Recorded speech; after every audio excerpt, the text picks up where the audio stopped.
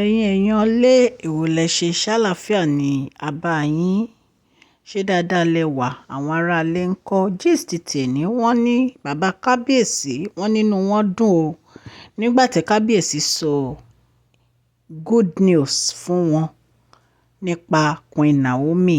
ẹ̀yin èèyàn lé ẹ jẹ́ ká jọ gbọ́ gist tèmi. tó bá jẹ́ èní ní ìgbà àkọ́kọ́ tí ẹ̀ ń darapọ̀ mọ́ channel mi, mo dúpẹ́ lọ́wọ́ yín, ẹ ṣé. ẹ jọ̀ọ́ ẹ lọ sí orí subscribe button àti notification bell so that anytime tí n bá ti post any gist ẹ máa rí. èmi ọmọ yín Mashola ni mò ń kí yín o, ẹ káàbọ̀. mo máa ń sọ ọ̀rọ̀ nípa celebrity gist and royal gist, mo dẹ̀ máa ń sọ Yorùbá lórí channel mi, ẹ̀kọ̀ọ̀kan èyìnbó. mo dúpẹ́ púpọ̀ lọ́wọ́ yín nítorí ẹ̀ ń darapọ̀.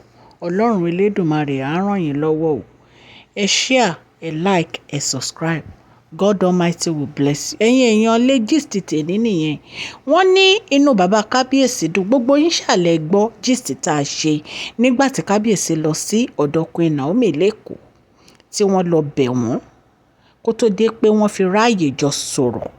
gbogbo gist yẹn náà lẹ mọ̀ bí kábíyèsí ṣe takú tán láwọn ò ní kúrò nínú ilé wọn, ìpè wọ́n tiẹ̀ tún gbé mọ́tò wọn kan síbẹ̀, wọ́n jẹun, inú wọn dùn, wọ́n bọ́mọ wọn ṣeré, wọ́n sọ̀rọ̀.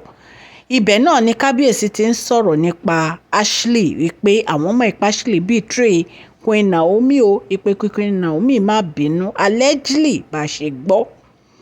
kó tó wá di pé wọ́n wá bi Queen Naomi léèrè question pé ṣé tí àwọn bá relocate gbogbo àwọn olórí lọ sí outside palace ṣé Queen Naomi máa wá sí palace.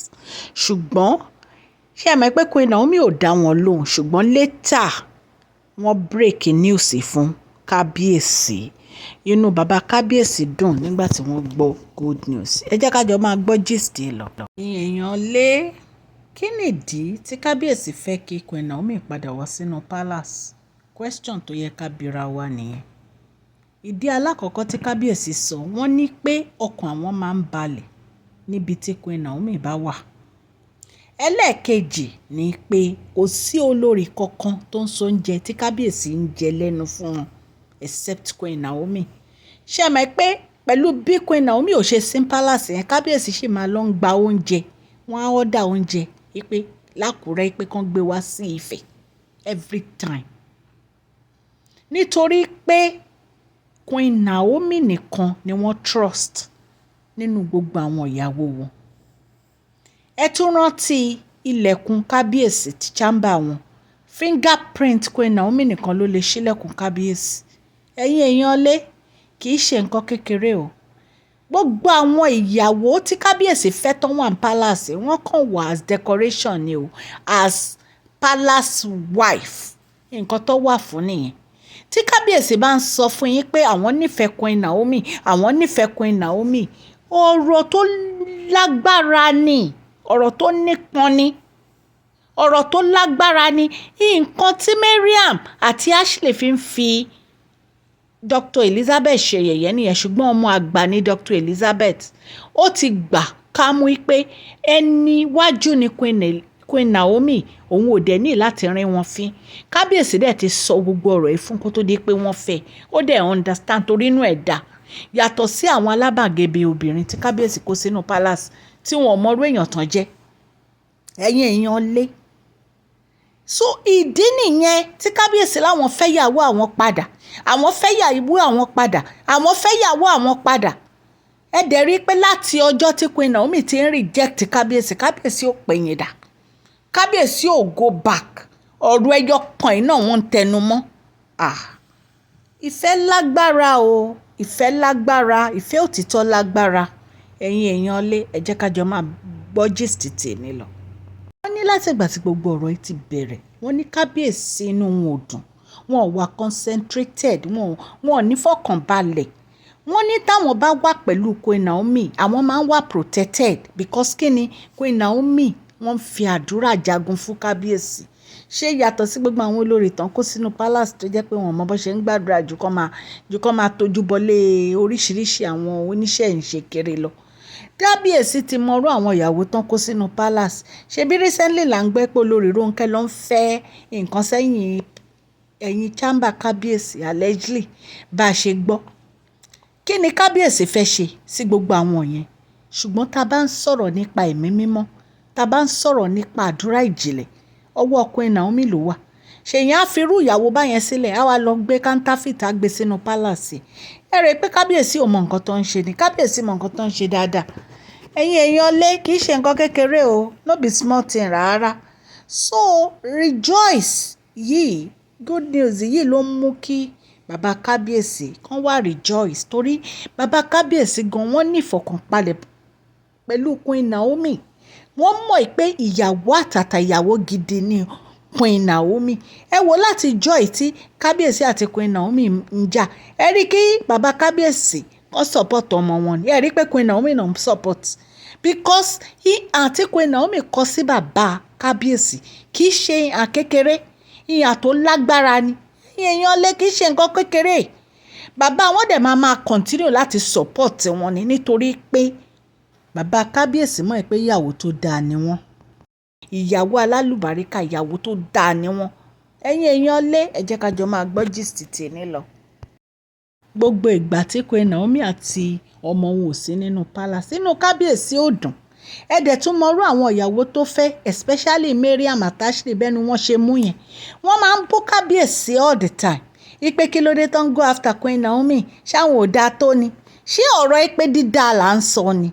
A ní ìwà lẹ̀ṣọ́ ènìyàn, ìwà àti kéèyàn jẹ́ èèyàn Ọlọ́run. Àwọn nǹkan kan wà tó yẹ pé a lè compare yín pẹ̀lú Queen Naomi. The difference is clear, honestly. Tá bá kó gbogbo yín, ẹ̀ tó 50 Queen Naomi. Tá bá kó ẹ̀yin ìyàwó tí kábíyèsí ní, ẹ̀ tó 50 Queen Naomi. Ẹni tí a lè sọ pé ó tún tó, ká sọ pé bóyá bíi 20, ó ní Dr. Elizabeth. The difference is clear o. So ibi tí kábíyèsí bá fi yín sí, ó ní kẹ́ ẹ jókòó sí. So ní ìsìn tí Queen Naomi ti sọ fún wọn good news yìí fún kábíyèsí, inú bàbá kábíyèsí dùn. Kábíyèsí á lè gbégbèsè tó bá yẹ kán gbé lórí ọ̀rọ̀ àwọn olórí yìí.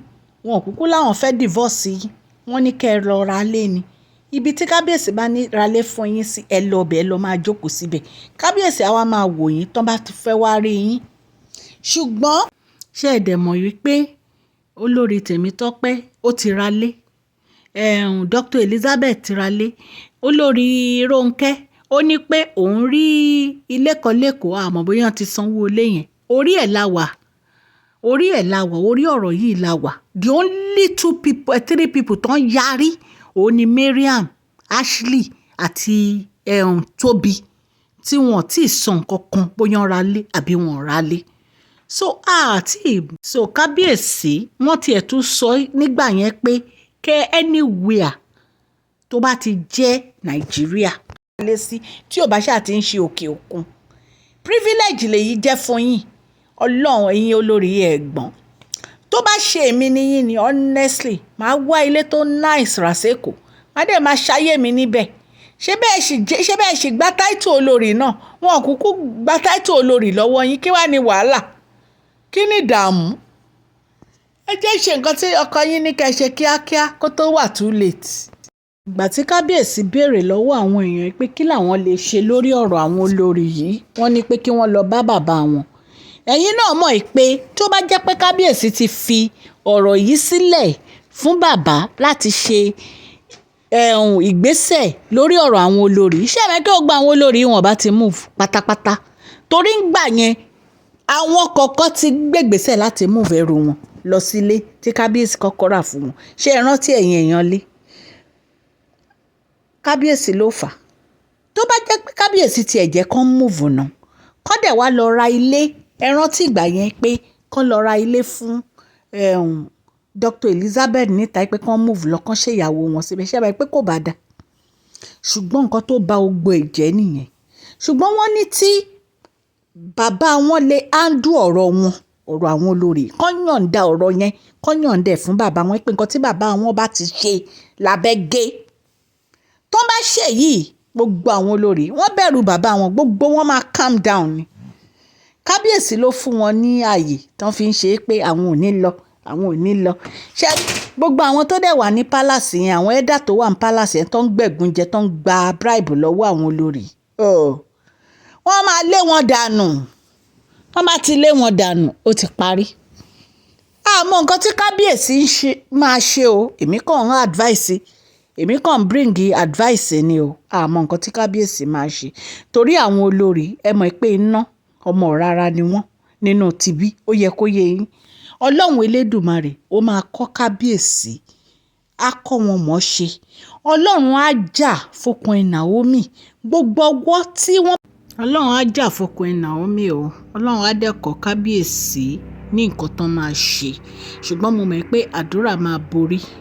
Àdúrà á borí ní agbára Ọlọ́run. Ẹ̀yin èèyàn lé èyí tá ní ká mú wá fún yín ní o nípa good news. So bí ó bá ṣe ń lọ, bí update yẹn bá ṣe ń lọ, màá máa jẹ́ kí ẹ mọ̀ nǹkan tí àbájáde ẹ̀. Ọlọ́run á ràn yín lọ́wọ́. Gbogbo etí tó ń gbọ́ mi, God Almighty will bless you. Share this video. Òkè lọ́lá yín á máa lọ o. Ọlá yín ò ní lọ ìsàlẹ̀ láéláé. Ẹ jọ̀ọ́ ẹ̀yin tẹ́ bá ti subscribe, ẹ subscribe o. Ẹ má wulẹ̀ dúró, ẹ subscribe so that tá bá ti post any gist a máa rí. Tó bá yá mo máa gbé ìpolówó ọjà wá sí orí channel mi. So anybody tó bá fẹ́ ra any other thing, a máa jẹ́ kẹ́ ẹ gbọ́. Please share this video, like and subscribe. God bless you. Thank you so much.